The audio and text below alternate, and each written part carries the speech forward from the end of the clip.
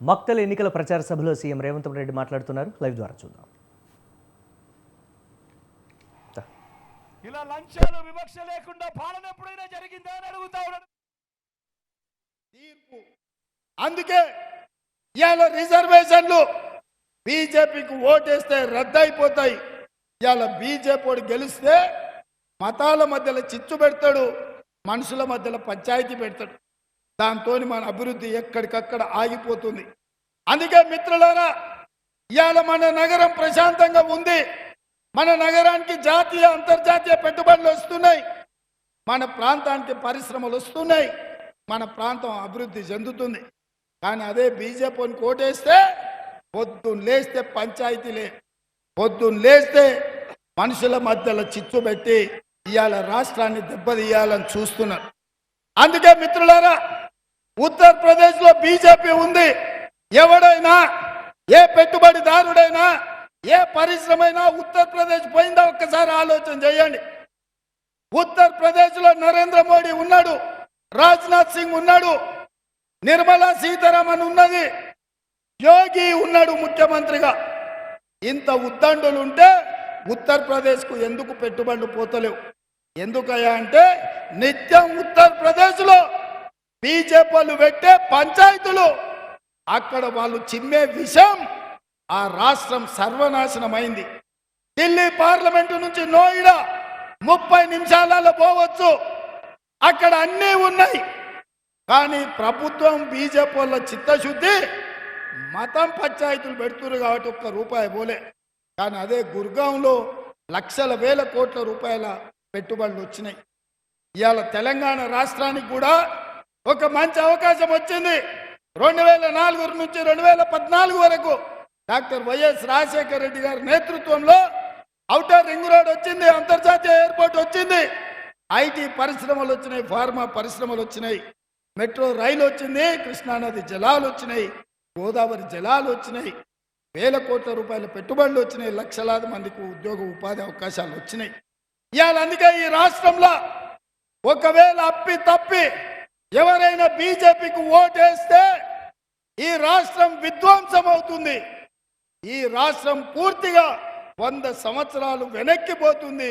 అందుకే తెలంగాణ సమాజాన్ని ఆలోచన చేయమంటున్నా.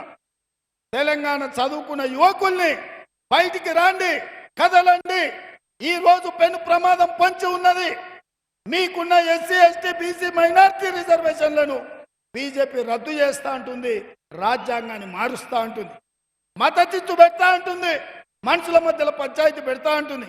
మత చిచ్చు పెట్టినా మనుషుల మధ్యలో పంచాయతీ పెట్టినా మన రాష్ట్రానికి రావాల్సిన పెట్టుబడులు రావు. నిరుద్యోగ సమస్యతోని యువకులు ఆత్మహత్యలు చేసుకునే పరిస్థితి వస్తుంది. అందుకే మిత్రులారా, మీకందరికి విజ్ఞప్తి చేస్తున్నా. ఈనాడు అర్ణమ్మ తెలిసినామనే ఉండొచ్చు, అర్ణమ్మ నాయకురాలే అయ్యుండొచ్చు. నేను అడుగుతున్న మా కార్యకర్తల్ని, అర్ణమ్మని జడ్పీటీసీ చేసింది మన కాంగ్రెస్ కార్యకర్తలు కాదా? కాదావునా? మనమే కదా జడ్పీటీసీ చేసింది, ఎమ్మెల్యేని చేసింది మనమే కదా, మంత్రిని చేసింది మనమే కదా. కాంగ్రెస్ ఆమె కన్నిచ్చింది. ఆమె మాత్రం ఇవాళ కాంగ్రెస్ను చంపుతా అని బయలుదేరింది, రేవంత్ రెడ్డిని ఓడగొడతా అంటుంది. ఏం పంచాయతమ్మా ఆమెతో నాకు? రేవంత్ రెడ్డి పగబట్టిండు నా మీద అంటుంది. నేనెందుకు పగబట్టినమ్మా? అన్నిచ్చిన కాంగ్రెస్ను ఓడగొట్టాలని నువ్వు పగబట్టినవు. పామోలే నువ్వు కాటేయాలని చూస్తున్నావు మా కాంగ్రెస్ కార్యకర్తల్ని. ఎన్ఎస్యూ అధ్యక్షుడిగా, యూత్ కాంగ్రెస్ అధ్యక్షుడిగా, ఎమ్మెల్యేగా, సిడబ్ల్యూసీ మెంబర్గా, జాతీయ కార్యదర్శిగా వంశీచంద్ర రెడ్డి 3 రంగుల జెండా మోసి యుక్త వయసును మొత్తాన్ని పార్టీకి దారపోసి పనిచేసిండు. ఇవాళ యువకుని వంశీచంద్ర రెడ్డిని గెలిపించాల్సిన బాధ్యత నాది కాదా? పిసిసి అధ్యక్షుడిగా, ఈ రాష్ట్ర ముఖ్యమంత్రిగా ఒక కాంగ్రెస్ పార్టీ కార్యకర్తను ఇవాళ పార్లమెంటుకు పంపిస్తే కాంగ్రెస్ గౌరవం పెరుగుతుంది కదా. ఇదే కదా నా తాపత్రయము. బంగ్లా రాజకీయాలను, బంగ్లా చీకటి ఒప్పందాలను ఛేదించాలని ఇవాళ నేను ప్రయత్నం చేస్తున్నా. అందుకే మిత్రులారా, ఇవాళ వేలాదిగా తరలి వచ్చిన మా మక్తల్ నియోజకవర్గ ప్రజలు నా విజ్ఞప్తి ఒక్కటే. మీ ముదిరాజులని ఏ గ్రూప్లో చేర్చాలన్నా, మాదిగల వర్గీకరణ జరగాలన్నా, మీ మున్సిపల్ కోర్టు రావాలన్నా, మీ డిగ్రీ కాలేజ్ పూర్తి కావాలన్నా, మీ 32 గ్రామాలకు రోడ్లు రావాలన్నా, పాలమూరు రంగారెడ్డి ఎత్తిపోతల పూర్తి కావాలన్నా, మక్తల్ నారాయణపేట కొడంగల్ ప్రాజెక్టు పూర్తి చెయ్యాలన్నా, సంగంబండ ప్రాజెక్టు లాంటివి పూర్తి చెయ్యాలి అని అంటే వంశీచంద్ర రెడ్డిని గెలిపించాలి. వంశీచంద్ర రెడ్డి గెలిచినప్పుడే మీ బిడ్డగా ఈ మహబూబ్నగర్లో నాగర్ కర్నూలు మహబూబ్నగర్ గెలవకపోతే ఏమంటారే, రేవంత్ రెడ్డి సొంత ఊర్లోనే గెలవలే, పెద్దలు ఏమన్నారు, ఇంట్లో గెలిచి రచ్చ గెలవాలన్నారు. నేనేమడుగుతున్నా సోదరులారా మిమ్మల్ని, 70 ఏళ్ళు ఎవడెవడికో వేసినాం, వలస వచ్చిన కేసీఆర్కి వేసినాము, బీజేపీ వాళ్ళకి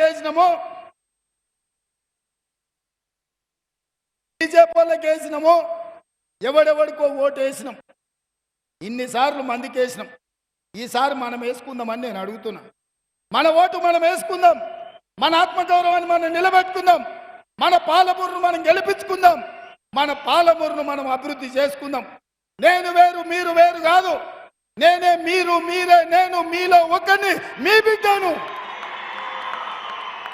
బిడ్డను జడ్పీటీసీగా ఈ మొక్క నాటితే 17 ఏళ్లలో ఈ రాష్ట్రానికి ముఖ్యమంత్రి అయినా. ఆనాడు జడ్పీటీసీగా గెలిపించింది మీరే, ఎమ్మెల్సీ గెలిపించింది మీరే, 3 సార్లు ఎమ్మెల్యేగా గెలిపించింది మీరే, ఈనాడు ముఖ్యమంత్రిని చేసింది మీరే. అందుకే ఇవాళ కూడా ఢిల్లీ నుంచి భుజం మీద గొడ్డలు పెట్టుకొని మీరు పెంచిన వృక్షాన్ని నరకాలని ఇవాళ ఢిల్లీ నుంచి నారాయణపేటకు వచ్చిండ్రు. నేను అడుగుతున్నా, వాళ్ళు ఆ నుంచి వచ్చి నరకాలనుకుంటే మీరు ఊరుకుంటారా మిత్రులారా? ఊరుకుంటారా? మన కళ్ళ ముందల, మన ఇంటి ముందల పెంచుకున్న మన వృక్షాన్ని, మనకు నీడనిచ్చే వృక్షాన్ని దారిన పోయేటోడు దాన ఎవడో పునాదులకు నరుకుతా అంటే మనం ఊరుకుంటామా? ఊరుకోడు ఉంటాడు, చీడ పురుగు ఊరిని ఖరాబ్ చేసేటోడు ఉంటాడు. అట్లనే అర్నమ్మ కూడా ఈ జిల్లాలో, పాలమూరు జిల్లా ఒక తులసివనం అయితే గంజాయి మొక్కలాగా అర్నమ్మలు ఎప్పుడు ఉంటారు. గంజాయి మొక్కల్ని ఏరేయాలి తప్ప మన జిల్లాను పాడు చేసుకోవద్దు. అందుకే మిత్రులారా, మీ అందరికీ నా విజ్ఞప్తి ఒకటే, ఈ ఎన్నికలు అయితేనే సర్పంచ్, ఎంపీటీసీ, జడ్పీటీసీ మండల ఎన్నికలు ఉన్నాయి. ఇవాళ బూతుల వారిగా కష్టపడే కార్యకర్తల్ని గుర్తుపెట్టుకొని వాళ్ళకు వార్డు మెంబర్లుగా, సర్పంచులుగా, ఎంపీటీసీలుగా, జడ్పీటీసీలుగా మీకు అవకాశాలు ఇచ్చి మిమ్మల్ని గెలిపించి ఎవరెవరైతే ఇవాళ బూతుల్లో మెజార్టీ తెస్తారో వాళ్ళకు రేపు స్థానిక సంస్థలలో అవకాశం ఇచ్చే విధంగా శ్రీహరికి రోజు నేను ఆదేశాలు ఇస్తున్నా. కష్టపడ్డోళ్ళకే బూతుల్లో మెజార్టీ తెచ్చిన వాళ్ళకే, కాంగ్రెస్ పార్టీ జెండా మోసిన వాళ్ళకే అవకాశం ఉంటుంది. తెల్లంగిలు దొరుకుని నా చుట్టూతో తిరిగితే ఓట్లు లేకపోతే ఏమీ ఉండదు. నేను ఒక్కటే మాట చెప్పదలుచుకున్నా, నేను నాయకులకు నాయకుని కాదు, నేను కార్యకర్తను. పార్టీ జెండా మోసినోళ్ళే నాకు చుట్టాలు, నాకు బంధువులు. నా బలగం మీరే, నా బంధువులు మీరే, నా గెలుపు మీరే, నా పార్టీ మీరే, నా ముఖ్యమంత్రి కుర్చీ మీరే. మీకోసం, ఈ జిల్లా అభివృద్ధి కోసం ఆఖరి రక్తపు బట్టు వరకు, చివరి శ్వాస వరకు నేను పనిచేస్తా. మిత్రులారా, మనల్ని మనం గెలిపించుకుందాం, మన పార్టీని ముందుకు నడిపించుకుందాం. మీ అందరికీ ఇంత సమయం ఉండి, ఇంత ఓపిక ఎండ ఉన్నా, అక్కడి నుంచి మోడీ వచ్చిండని పిలిచిన నారాయణపేట దిక్కు కన్ను కూడా చూడకుండా వేలాదిగా ఇక్కడికి వచ్చినందుకు మిమ్మల్ని అందరినీ మనస్ఫూర్తిగా ధన్యవాదాలు తెలియజేస్తున్నా. మా మీడియా మిత్రులకు చెప్తున్నా, మోడీ గారు సభ తీయండి, మా వీడియో తీయండి, చూపించండి. తెలంగాణ సమాజానికి, ఈ దేశానికి చూపించండి మా మక్తల్ బిడ్డల పౌరుషం. మాట అంటే మాట ఇస్తే తల తెగి కింద పడిన మాట నిలబెట్టుకునే మా మక్తల్ పౌరుషాన్ని ఈ దేశానికి చూపించండి. కాంగ్రెస్ పార్టీని గెలిపించండి. వంశీచంద్ర రెడ్డికి 1,00,000 మెజారిటీ ఇవ్వాలి. సిద్ధమేనా? సిద్ధమేనా? సిద్ధమేనా? సిద్ధమేనా? సిద్ధమేనా? సిద్ధమేనా? సిద్ధమన్నోళ్ళందరూ చేయి పైకెత్తాలి. జై కాంగ్రెస్, జై కాంగ్రెస్. నేను 1,00,000 అంటే మీరు పక్కా అనాలి. ఓకేనా? Ready ready ready.